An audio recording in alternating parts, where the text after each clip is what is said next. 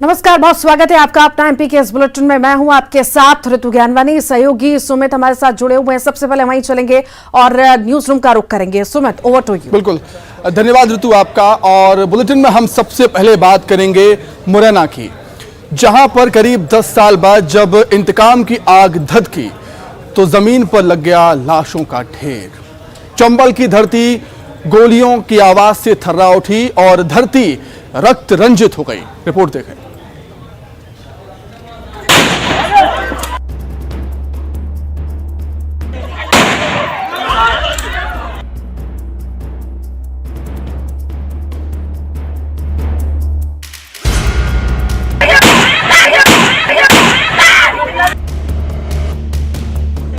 जवानी की दहलीज तक पहुंचते पहुंचते चंबल की धरती के कितने नाम आतंक के पर्याय बन गए, कहना मुश्किल है।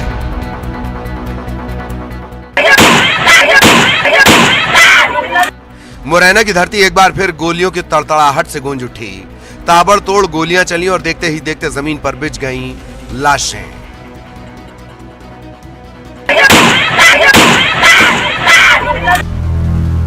धरती को रक्त रंजित करने वाली इस खौफनाक मंजर की पूरी कहानी आपको बता रहे हैं। मुरैना के सिहोनिया थाना इलाके का लेपा गांव। पहले वाद विवाद, फिर लाठियों की बौछार और इसके बाद एक पक्ष के लोगों ने उठा ली बंदूक और न सिर्फ तान दी बल्कि एक एक कर कई लोगों को मौत की नींद सुला दिया। इसके बाद मच गई चीख पुकार।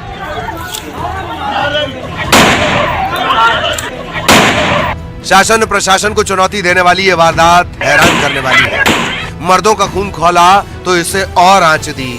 जहां सिर्फ लाठियां चल रही थीं, घूंघट में ही महिलाएं बंदूक लेकर निकली और घर के मर्दों को थमा दी। फिर शुरू हो गया ये खूनी खेल। गांव में जमीन विवाद को लेकर यह रंजिश पुरानी है। साल 2014 में भी यहां बंदूक गर्जी थी, मर्डर हुआ था और फिर उसे दोहराया गया। लेकिन इस बार हत्या नहीं, एक साथ कई लोगों को मौत के घाट उतार दिया गया, जो खाकी के इकबाल पर बड़ा सवाल है। कोई नहीं विवाद था, राजीनामा हो गया था, 1 साल हो गए करीब। और उन्होंने को 10 लाख रुपए दिए और उस पार्टी ने बोला कि आप आ जाओ, तुमसे कोई नहीं बोलेगा। इसलिए हम अहमदाबाद से जैसे गाड़ी पे से उतरे, उन लोगों ने फायर किया। सब हमारे भाई होते ये मार दी। मैं मौके पर जो है 3 उनके गजन सिंह और उनके 2 बच्चों की मौत हुई है और बाकी 3 महिलाएं इनके परिवार की और एक जो है व्यक्ति घायल होकर के हमने हॉस्पिटल भेजा है। अभी उनकी भी हालत गंभीर है और आरोपी 4-5 लोगों के नाम आ रहे हैं जो यहाँ फायर कर रहे थे। शीघ्र ही उनकी हम लोग गिरफ्तारी कर रहे हैं, सर्चिंग करा रहे हैं और घायलों को उपचार के लिए हॉस्पिटल भिजवाया है। कहते हैं कानून के हाथ लंबे होते हैं। इंतजार रहेगा कि कब बंदूकबाज सलाखों के पीछे होंगे। अमित शर्मा, न्यूज़ 18, मुरैना।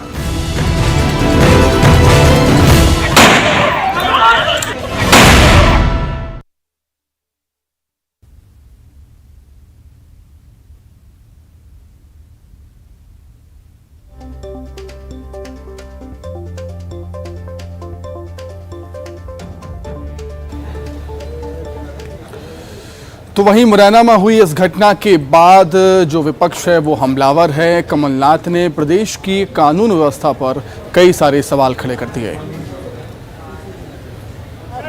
पूरे प्रदेश में चौपट है। ये रोज कोई ना कोई घटना, महिलाओं पर अत्याचार, ये तो आज एक सिस्टम बन गया है, मध्य प्रदेश की पहचान बन गई है।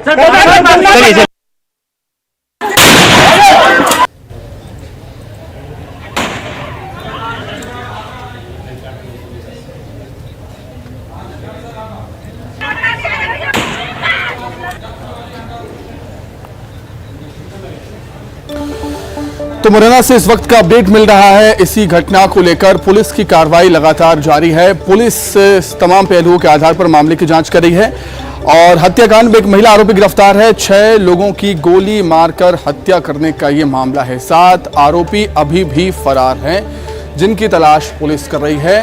पूरे गांव को छावनी में तब्दील कर दिया गया। इस घटना के बाद जंगल की ओर भागे हैं सभी आरोपी, जिनको पकड़ने के लिए पुलिस लगातार कार्य कर रही है। हथियारों से लैस आरोपी बताया जाता है। आरोपियों के पास हथियार भी हैं। मुरैना हत्याकांड में एक महिला आरोपी को गिरफ्तार भी किया गया। वहीं कई लोग अभी भी फरार हैं, जिनकी तलाश पुलिस कर रही है। 7 आरोपी हैं, अभी भी फरार हैं। पुलिस लगातार उनको ढूंढ रही है। पूरे गांव को छावनी में तब्दील कर दिया गया है और बड़ी संख्या में पुलिस बल वहां पर तैनात है। बताया जाता है कि जो आरोपी हैं वो जंगल की तरफ भागे हैं। पुलिस की टीम भी जंगल की तरफ सर्चिंग कर रही है। 6 लोगों की गोली मारकर हत्या कर देने का ये मामला।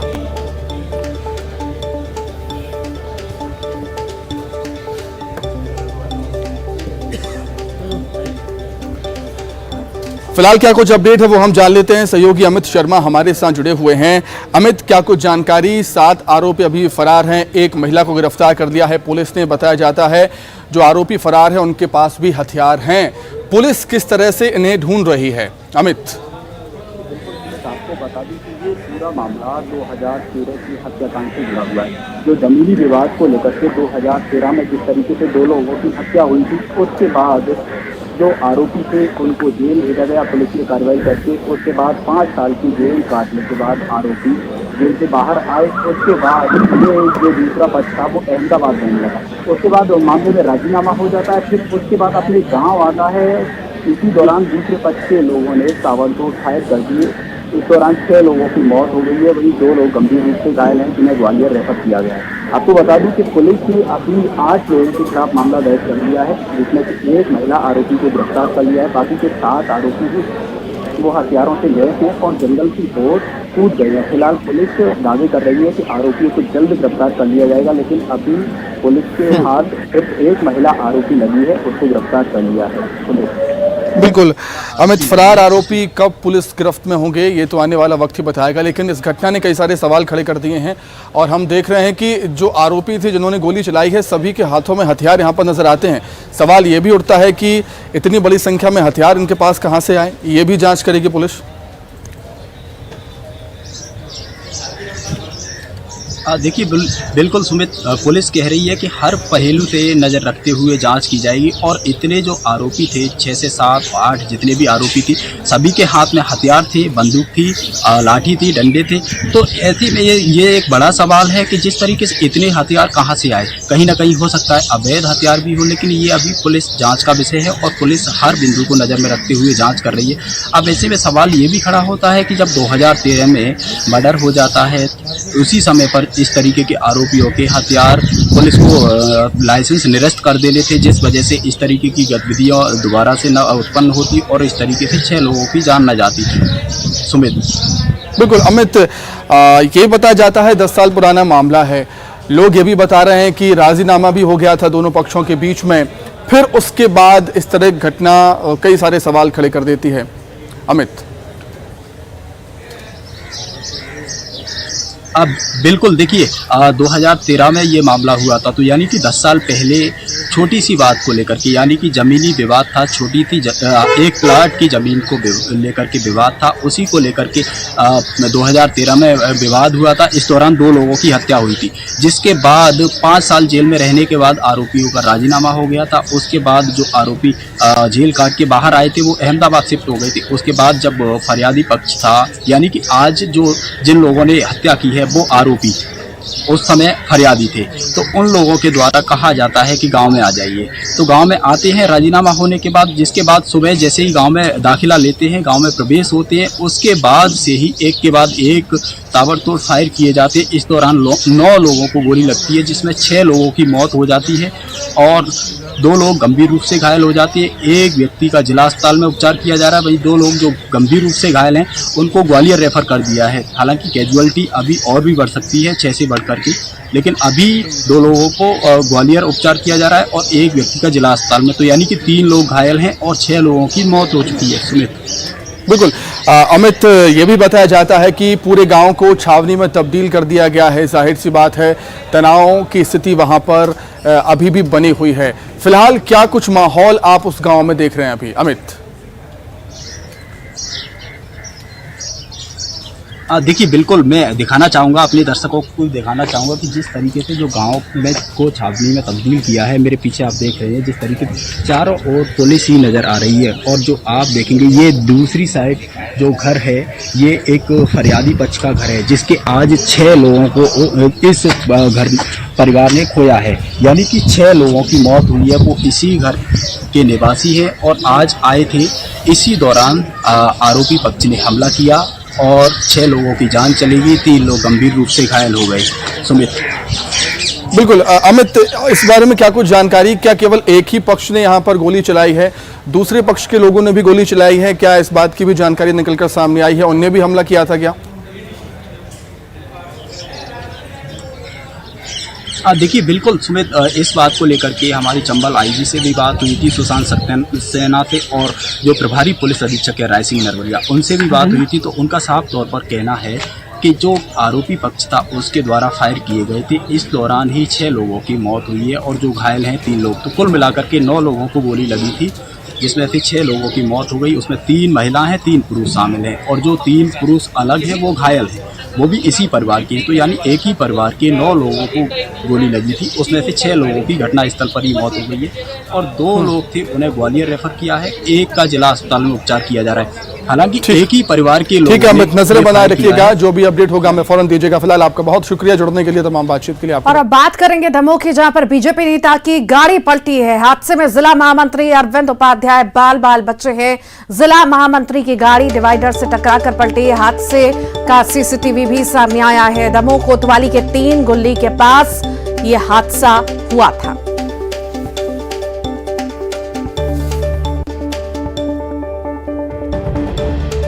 तस्वीर आप देख रहे हैं, दमोह में बीजेपी नेता की गाड़ी पलटी है। जिला महामंत्री की गाड़ी डिवाइडर से टकरा गई और पलट गई। बाल बच्चे हैं जिला महामंत्री। सिंगरौली में रेत माफियाओं ने पुलिस टीम पर जानलेवा हमला किया है। रेत का अवैध उत्खनन रोकने गए थे पुलिसकर्मियों को ट्रैक्टर से कुचलने की कोशिश भी की गई है। जियावन के रेही गांव की घटना आपको बता रहे हैं। आधा दर्जन लोगों पर मामला दर्ज किया गया है। दमोह में मेडिकल शॉप पर खुलेआम गुंडागर्दी देखने को मिली है। हथियार लेकर दुकानदार से मांगी रंगदारी। सीसीटीवी फुटेज सामने आने के बाद कोतवाली थाना पुलिस ने आरोपी को गिरफ्तार किया है। आरोपी योगेश घारू का है क्रिमिनल रिकॉर्ड। घटना की जानकारी सामने आने के बाद पुलिस ने आरोपी को गिरफ्तार किया है। मेडिकल संचालक का साहस भी दिखाई दिया है वीडियो में। गुना में युवक की हत्या पर परिजनों ने जमकर बवाल काटा। बसों में तोड़फोड़ की गई जमकर। युवक की हत्या के बाद नाराज परिजनों ने जमकर हंगामा किया। गुना बाईपास पर यह हंगामा देखने को मिला। जमकर लोगों ने पत्थर बरसाए।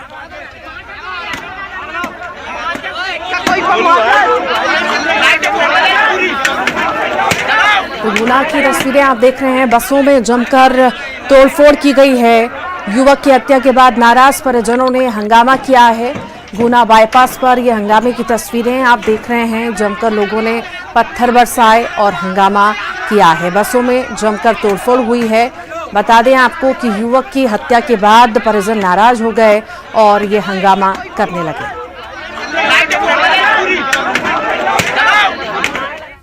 भोपाल की बात करेंगे। पेपर लीक मामले में बड़ा फैसला लिया गया है। माध्यमिक शिक्षा मंडल की कार्य समिति ने बड़ा फैसला लिया है।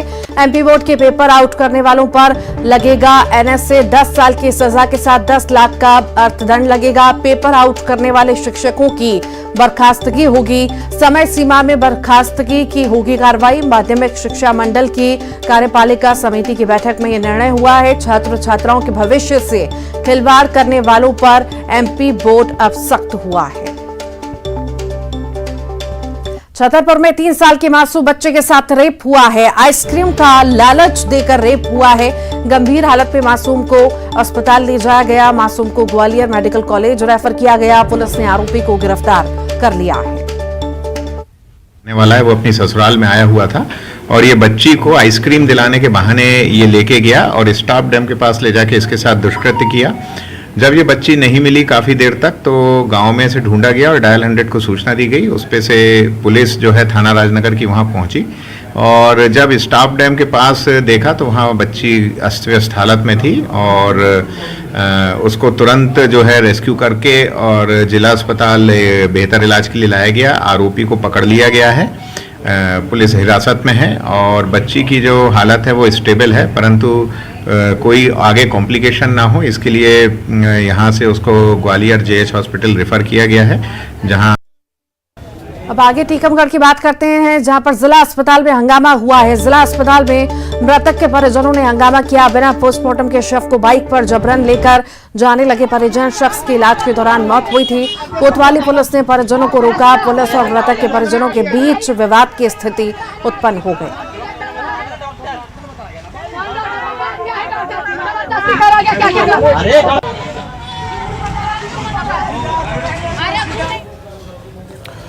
वहीं छतरपुर में पिकअप के पलट जाने से सड़क पर लंबा जाम लग गया। आपको बता दें, पिकअप बेकाबू होकर सड़क पर पलट गई और उसके बाद आवाजाही वहां पर बंद हो गई। सड़क पर वाहनों की लंबी कतारें लग गईं। ये तस्वीरें निकलकर सामने आई हैं। गनीमत रही कि कोई जनहानि इसमें नहीं हुई है, किसी को कोई चोट नहीं आई।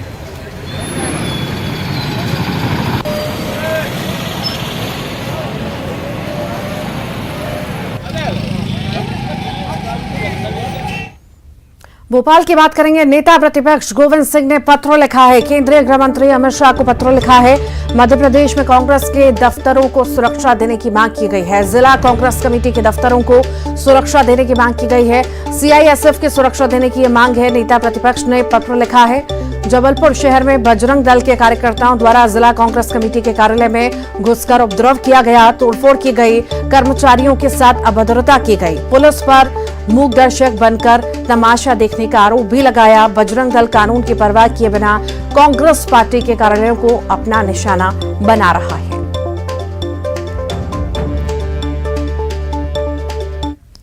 कर्नाटक में कांग्रेस के घोषणा पत्र में बजरंग दल को बैन करने पर बैकफुट पर कांग्रेस पार्टी है। पूर्व सीएम कमलनाथ का बयान आया, बैन की बात तो कभी नहीं की गई, बजरंग दल का उदाहरण दिया गया था। कर्नाटक में बजरंग दल को बैन करने को लेकर बैकफुट पर अब कांग्रेस आ गई है। पूर्व सीएम कमलनाथ ने इसे लेकर बयान दिया है।